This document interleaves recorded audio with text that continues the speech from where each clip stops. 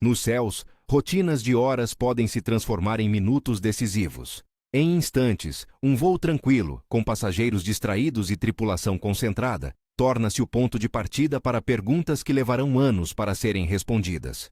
O que aconteceu, por que aconteceu e o que foi feito para que não acontecesse de novo. Este vídeo reúne 4 acidentes emblemáticos que marcaram a aviação moderna. 4 histórias diferentes, cada uma com sua sequência de erros, falhas técnicas e lições duras, e todas com um legado que mudou procedimentos, certificações e percepções sobre segurança de voo. Antes de avançarmos, se você quer acompanhar toda a série sobre desastres aéreos e entender como a investigação reconstrói o impossível, confira a playlist indicada no canal. Fique comigo até o final. A intenção é respeitar as vítimas e aprender com cada capítulo dessa história. Em 17 de julho de 1996, o voo TWA-800 partiu do aeroporto JFK, em Nova York, rumo a Paris. A bordo de um Boeing 747, estavam aproximadamente 230 pessoas. Era uma rota rotineira, uma aeronave conhecida globalmente, e uma tripulação que havia passado pelos procedimentos habituais. 12 minutos após a decolagem, quando a aeronave já se afastava da costa, veio a explosão. A fuselagem se rompeu no ar. Destroços caíram no oceano. Não houve sobreviventes. A investigação do National Transportation Safety Board, NTSB, transformou-se em um dos maiores esforços de ciência forense aeronáutica, já conduzidos até então.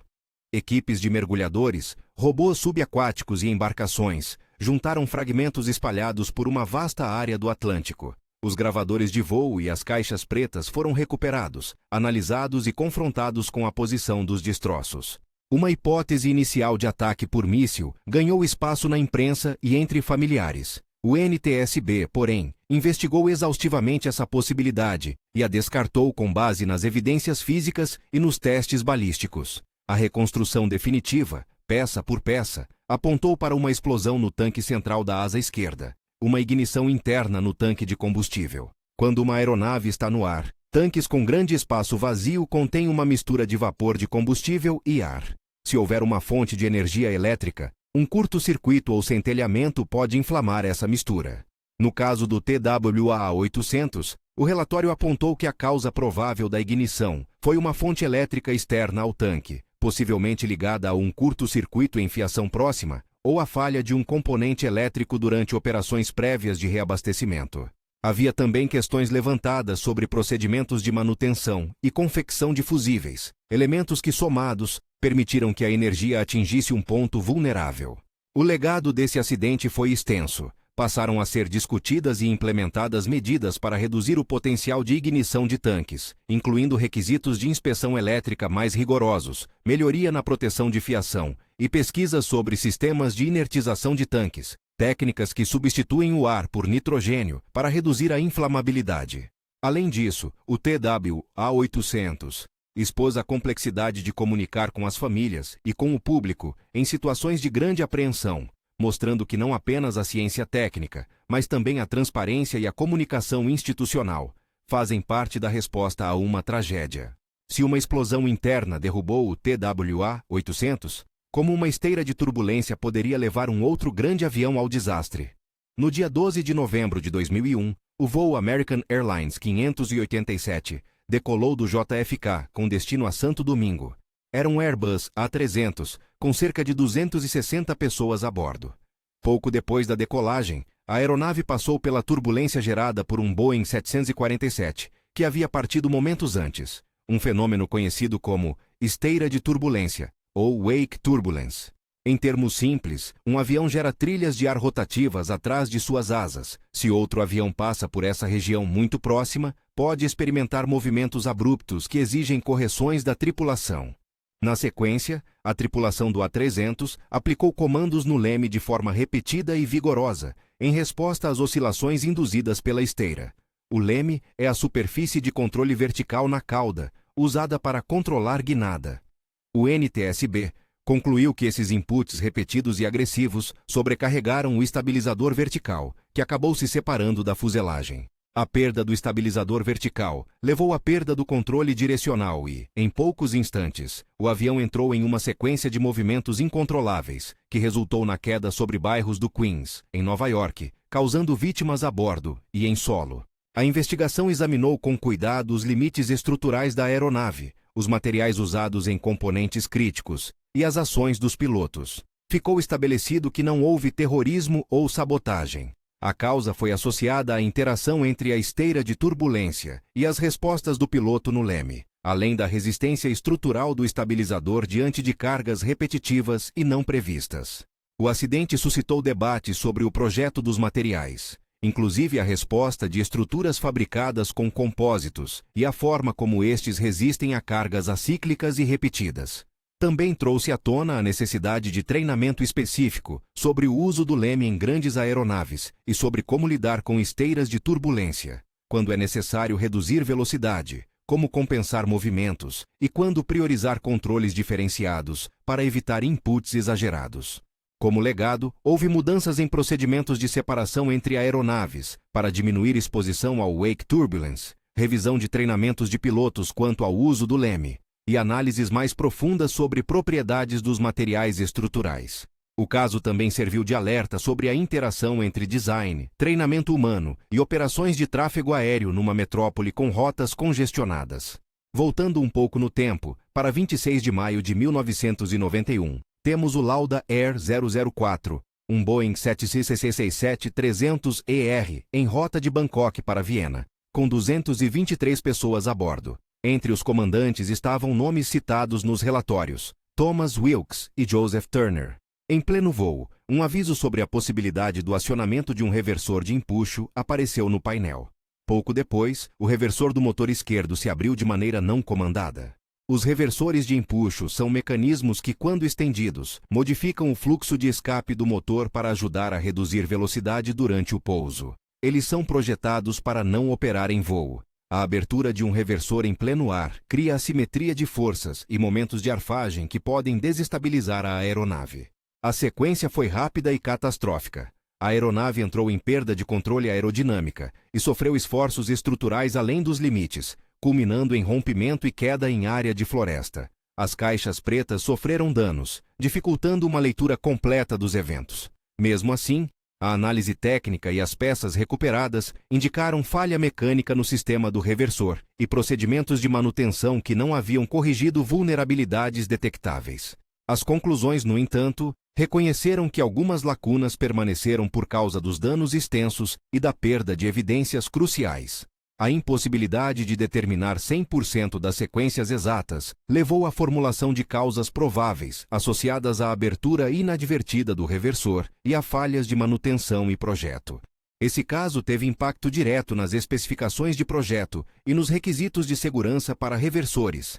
Reforçou a necessidade de travas mecânicas que impeçam sua abertura em voo e de dispositivos redundantes e de diagnóstico que alertem e previnam comportamentos anômalos.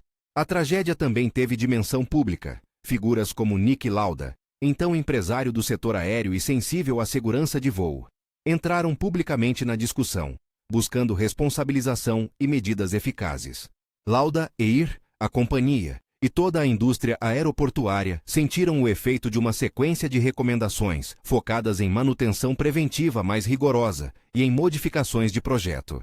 E se o perigo viesse de dentro, silencioso, espalhando fumaça e apagando comunicações? Em 2 de setembro de 1998, o voo Swissair 111, um McDonnell Douglas MD-11, partiu do JFK com destino a Genebra. A bordo estavam cerca de 229 pessoas. Cerca de 50 minutos após a decolagem, a tripulação percebeu um cheiro de queimado. O aroma tornou-se fumaça, e a fonte parecia vir do sistema elétrico. Rapidamente, o fogo se espalhou por compartimentos de equipamento e por áreas servidas por fiação e materiais do sistema de entretenimento a bordo. A tripulação tentou procedimentos de emergência, comunicou-se com o controle de tráfego e iniciou uma descida para um pouso de emergência em Halifax. No entanto, em questão de minutos, sistemas críticos falharam, comunicações e instrumentos foram comprometidos e a aeronave caiu no mar antes que a aproximação pudesse ser concluída. Não houve sobreviventes. O Transportation Safety Board, TSB, do Canadá assumiu a investigação principal. A equipe analisou o conjunto de evidências disponíveis, incluindo partes da fuselagem recuperadas do fundo do mar, componentes do sistema de entretenimento e fiação, e registros de manutenção. A investigação concluiu que um incêndio elétrico teve início em um compartimento próximo ao cockpit, possivelmente originado por um curto-circuito ou por atrito em fiação, relacionada ao sistema de entretenimento. A propagação das chamas foi acelerada por materiais usados no revestimento e em componentes cuja resistência à combustão não era adequada para a aplicação. As caixas pretas forneceram informações cruciais sobre as comunicações, as ações da tripulação e a duração entre os primeiros sinais de fumaça e a perda de controle. Verificou-se que a tripulação seguiu procedimentos, mas a rapidez com que o fogo e a fumaça comprometeram sistemas essenciais tornou a sobrevivência impossível.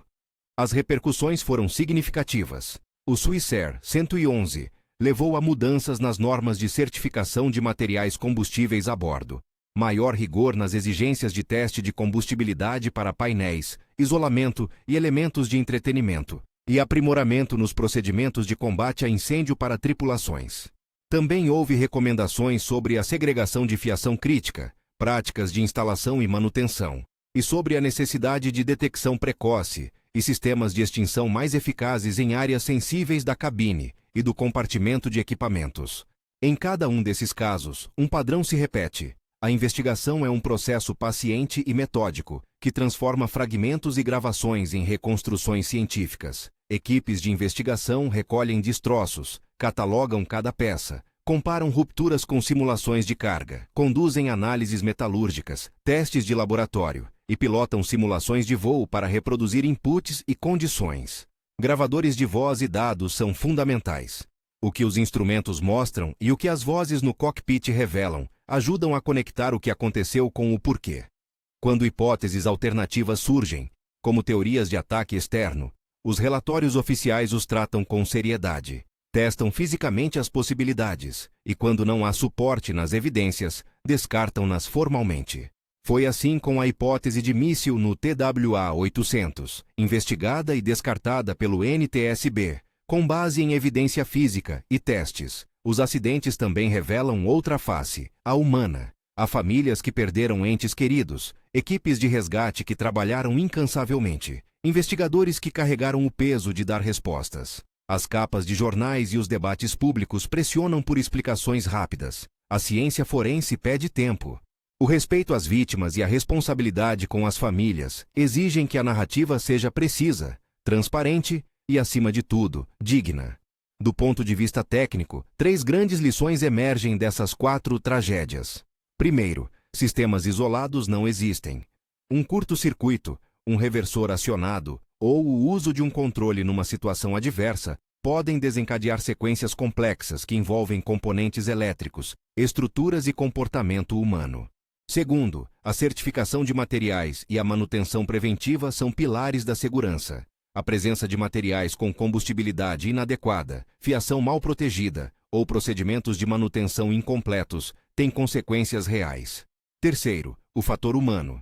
Treinamento, reação em situações inesperadas e coordenação com controle de tráfego é frequentemente o elo que transforma uma emergência gerenciável em uma perda irreparável, quando combinado a uma falha técnica. As instituições aprenderam com essas perdas. O NTSB e o TSB formularam recomendações que foram adotadas pela indústria, melhorias em design e redundância, reforço nas inspeções de componentes elétricos, revisão de procedimentos de operação em esteira de turbulência, aprimoramento do treinamento de pilotos quanto ao uso do leme e da recuperação de atitudes, e regras mais rígidas sobre materiais e fiação. Tudo isso convergiu para uma aviação mais segura. Não existe um mundo sem acidentes, mas existe uma indústria que aprende repetidamente com cada lição amarga para reduzir a probabilidade de repetição. A memória das vítimas permanece como centro dessas investigações. Cada recomendação técnica representa uma resposta às vidas perdidas, uma tentativa de impedir que o mesmo padrão se repita em outro voo. É por isso que a investigação aeronáutica é um trabalho tanto técnico quanto ético. Desmontar uma tragédia com precisão para dar sentido e prevenir futuros desastres. Hoje, quando embarcamos em um avião, muitos desses ensinamentos já estão implementados, talvez invisíveis para a maioria dos passageiros. Sistemas de monitoramento elétrico mais rigorosos, procedimentos de manutenção mais detalhados, treinamento de pilotos mais focado em cenários extremos, materiais com resistência ao fogo testada em condições mais realistas. Tudo isso é fruto do esforço coletivo das equipes de investigação, das autoridades reguladoras e das companhias aéreas após tragédias como TWA-800, American Airlines 587, Lauda Air 004 e Swissair 111. Ao encerrar esta narrativa, vale uma reflexão serena. A aviação é, por definição, um empreendimento de risco controlado. Tecnologia, regulamentação e treinamento reduzem riscos. Investigação e transparência convertem acidente em aprendizado. As histórias que contamos aqui não existem para saciar curiosidade mórbida, mas para honrar a memória daqueles que se foram e para mostrar como, a partir do sofrimento, surgiram mudanças que salvaram vidas. Se esta reflexão fez sentido para você, inscreva-se no canal para mais histórias investigativas sobre aviação e segurança. Consulte a playlist ao final do vídeo para acompanhar outros episódios desta série. Obrigado por ouvir com atenção e por lembrar que, por trás de cada estatística, há pessoas, famílias e um comprometimento contínuo com a segurança nos céus.